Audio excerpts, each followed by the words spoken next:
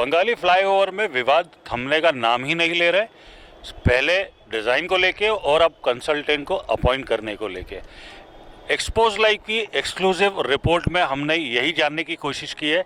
आइए जानते हैं क्या कहना है एक्सपर्ट्स का इन सब विवादों पर। पीडब्ल्यूडी विभाग का ही है, मध्य प्रदेश लोक निर्माण विभाग सरकार का जो है, उसी ने इसकी ड्राइंग बनाई है, वही इस पर काम कर रहे हैं। ये आपत्ति भी मैंने ही ली थी कि जो चौराहा बन रहा है उस चौराहे के बीच में पिलर आ रहे थे, तो पिलर नहीं होना चाहिए। और आधुनिक निर्माण के अंदर कहीं भी 100 फीट से कम के अंदर 5 दिन पहले जो भोपाल में मीटिंग हुई उसमें विभाग ने अपनी बात पे अड़े रहे कि इसकी कोई आवश्यकता नहीं है। और जनप्रतिनिधियों का मत था कि ये हमको चाहिए जनता की सुविधा के लिए और आधुनिकता को देखते हुए और अगले 50-100 साल को देखते हुए बीच के पिलर हमको नहीं चाहिए।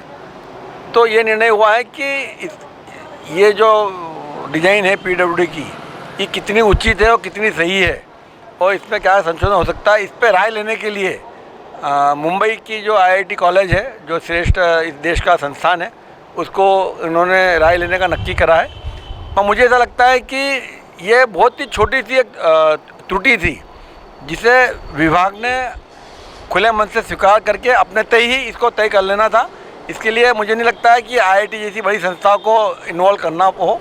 और ये जो इन्वॉल्व किया गया है ये कहीं ना कहीं विभाग की अपनी कमजोरी को उजागर करता है और इसको विभाग स्तर पे ही निपटाना था। विभाग स्तर पे ही खुले मन से स्वीकार करके जो संशोधन करना है कि बड़े स्पान के ब्रिज को कैसे बनाया जाए, उसके जो कॉलम बने हुए हैं उसको मजबूती कैसे प्रदान की जाए। और ये बहुत नॉर्मल काम है, नहीं इसमें कोई बहुत विज्ञान लगता हो या बहुत ज़्यादा तकनीकी लगता हो, ऐसा नहीं। और इंदौर के अंदर भी कई पुल के कंसल्टेंट है, इंदौर के अंदर भी अच्छे इंजीनियरिंग संस्था है, उससे भी इस बारे में राय लेना होती तो ले सकते थे। और विभाग के अंदर खुद के पास भी अच्छे लोग हैं, मगर दुर्भाग्य ये है कि मध्य प्रदेश लोक निर्माण विभाग के अंदर डिजाइन सेल और सर्वे का जो एक सेल होता, विभाग होता, इसको बंद हुआ कई सालों हो गए।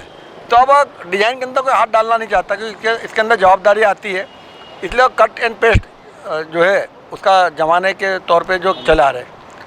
तो मुझे लगता है कि ये एक निर्णय अच्छा रहा आईआईटी से पूछने का, मगर दुर्भाग्यपूर्ण निर्णय है कि ये प्रदेश की तकनीकी मामलों में बदहाली को प्रदर्शित करता है। तो बंगाली चौराहा या जिसे माधवराव सिंधिया चौराहा कहा जाए,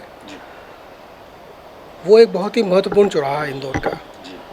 सबसे बड़ी बात क्या है कि वहाँ पे जो रोड क्रॉस हो रही है वो थोड़े एंगल को लेके क्रॉस हो रही है, एकदम परपेंडिकुलर रोड नहीं है। अभी तक जो ब्रिज बना है तो उसमें 50-50 फीट के स्पान दिए गए हैं और बीच में भी उनका यही प्लानिंग था कि बीच में भी 50 फीट का स्पान दे के एक बोगदे आ जाएं 2 और उसी तरह से उसी डिज़ाइन पे वो बनता जाए। बीच में रोटरी थी, इस कारण से बन नहीं पाया, पर ये इशू जो है पिछले 4 या 5 महीने पहले से चल रहा है। यहाँ की जनता चाहती थी कि ये बोगदे नहीं आए क्योंकि एस्थेटिकली भी देखा जाए तो अगर 100 फीट स्पान का पुल रहेगा तो अच्छा लगेगा और 50 फीट के बोगदे जैसे कनाड़िया रोड वाला आपका बोगदे हैं 2 दिखते हैं तो अच्छे नहीं लगते वो। अब यहाँ बात आती है कि अब क्या किया जाए, क्योंकि अब दोनों तरफ से बन चुका है और बीच का ये हिस्सा रुका हुआ है। अब इसके सामने ऑप्शंस यही थे कि क्या इसको हम सिंगल स्पान में नहीं बना सकते, क्योंकि यहाँ की जनता भी चाहती है, प्लस वो जो ऑफसेट आ रहा है एंगुलर क्रॉसिंग के कारण वो ऑफसेट भी अवॉइड हो जाएगा और मूवमेंट भी अच्छा रहेगा और बीच में कोई व्यवधान भी नहीं आएगा। तो मैंने भी एक ऑप्शन दिया था उसमें कि भाई 3 करोड़ रुपए के अंदर प्री स्ट्रेस गर्डर का 100-125 फीट का ब्रिज हमने डिज़ाइन किया है जलगांव के अंदर, तो ऐसा पॉसिबल है। दूसरी बात क्या है कि जो प्री स्ट्रेस गर्डर के जो ब्रिज हैं तो वो 360 फीट के भी हैं सिंगल स्पान के, और इंडिया में भी 200 फीट के हैं। 360 फीट तो हम वर्ल्ड की बात कर रहे हैं, तो कोई मुश्किल काम नहीं है कि इसको सिंगल स्पान में कन्वर्ट ना किया जाए और जन भावना के हिसाब से चला जाए।